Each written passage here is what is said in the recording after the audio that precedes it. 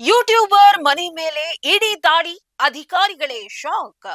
ಉತ್ತರ ಪ್ರದೇಶದ ಉನ್ನಾವೋ ನಿವಾಸಿ ಹಾಗೂ ಖ್ಯಾತ ಯೂಟ್ಯೂಬರ್ ಅನುರಾಗ್ ದ್ವಿವೇದಿ ಮನೆ ಮೇಲೆ ಜಾರಿ ನಿರ್ದೇಶನಾಲಯದ ಅಧಿಕಾರಿಗಳು ದಾಳಿ ನಡೆಸಿದ್ದಾರೆ.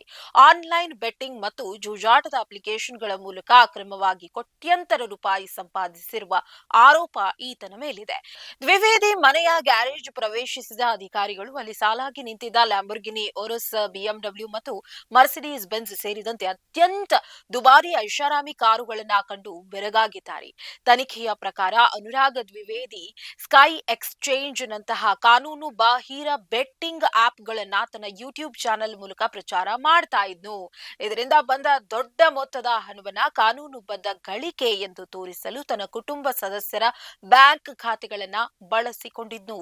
ಇಷ್ಟೇ ಅಲ್ಲದೆ ಈ ಅಕ್ರಮ ಹಣದ ಮೂಲಕ ಭಾರತ ಮಾತ್ರವಲ್ಲದೆ ದುಬೈನಲ್ಲೂ ಸ್ಥಿರಾಸ್ತಿಗಳನ್ನ ಖರೀದಿಸಿರುವುದು ಇಡಿ ತನಿಖೆಯಿಂದ ಬಯಲಾಗಿದೆ.